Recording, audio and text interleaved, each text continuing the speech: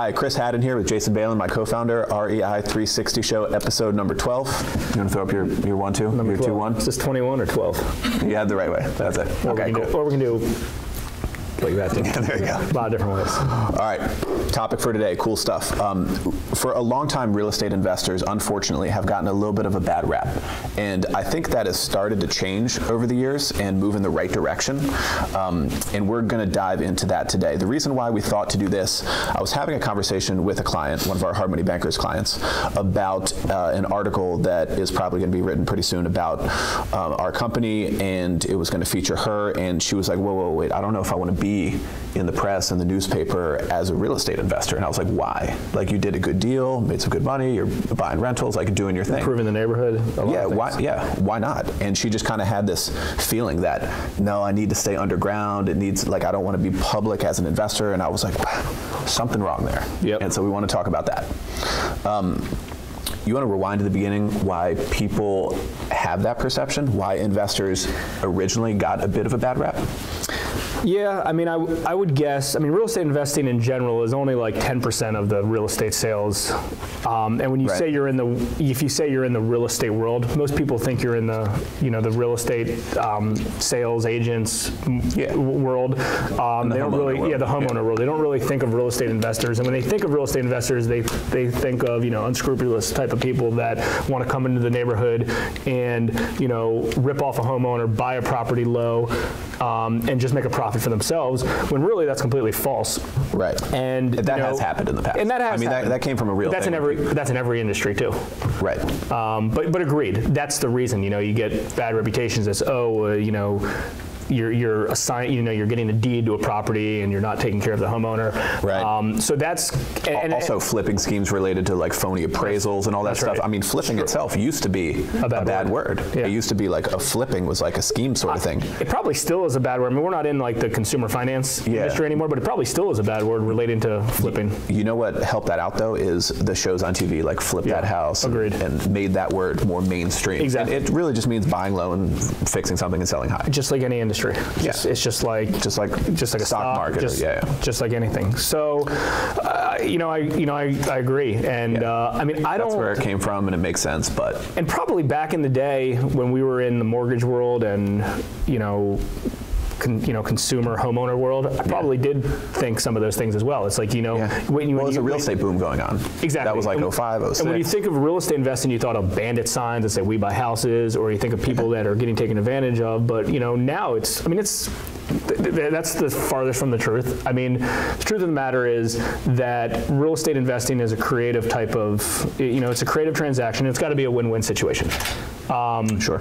It's got to be win-win for both parties. Yeah, I mean, you should earn money to flip a house or to wholesale a property or do something creative. Obviously you're not going to do that unless you're going to make the money on it. But at the same time, you're helping the homeowner solve a situation or solve a problem. The seller needs to sell for a reason. The current homeowner, right. Sell for a certain reason. It could be they need to sell quickly and they can't, list it in time. They need the money out of the property. It could be it needs a lot of work and they don't have the money to do the work, and that's probably the most popular occurrence. And I mean, keep in mind that if a property needs work and you don't have the money, like, what are your options? Yeah. And a beat up house someone doesn't want to deal with. Exactly. And it's not just like, we'll just throw it on, MLS or give it to a real estate agent and let them sell it. That's a possibility, but keep in mind that if your property needs work, a new homeowner isn't going to be able to qualify to get financing because the bank's not going to give them financing for a property that, is beat up and doesn't have a kitchen. Yeah. No, construction financing is hard to come by even for a homeowner. Yeah. It's just, I mean, it's just not out there. So, I mean, your options are to sell to an investor. Yeah. And typically, the profit that a real estate investor is making, yes, it does have to do with, buying at the right price, but a lot of it is you're creating your own profit within the construction by improving the property, just like a home builder. Yeah, adding value to a property. And that's what real estate investors like this client that we were talking about, they're helping out the community exactly in that way. They're taking a property that can't be sold to a homeowner because it's too beat up. It's kind of a blight on the neighborhood. Like, it's an eyesore. It doesn't look good. It's not helping anybody in that condition. So they come in, they buy it for a price that works for their numbers. do work to it, do legit construction work, add value. That's where the profit is created, then sell to a homeowner, a family, or whoever it might be that can live in a nice property. Nice brand new house. Yeah, and then you're taking a beat up vacant property into a nice renovated one that someone's living in. Exactly. It's a positive thing. Yeah, that's right. And I mean, I think besides the Flip This House shows, another reason why real estate investing has been a little bit more mainstream is just because there's such an influx of foreclosures and distressed properties in certain neighborhoods. True. So you don't have a choice. If you have if 20% of your properties in a certain subdivision, they had to negotiate a short sale because they were underwater, or it's just distressed and people walked away from them, what's going to happen? Who's going to buy 1/5 of your neighborhood? It's got to be an investor that comes in. Yep. So, I think just like any other industry, there's a few kind of bad apples out there that make everybody else look bad. Yeah. And when it's really just not the case, because there's a lot of, it's really no different than a builder if you think about it. Exactly. A builder just comes in, buys land, builds something on it, creates value, and sells for a profit. I mean, exactly. What's the difference, right? Exactly.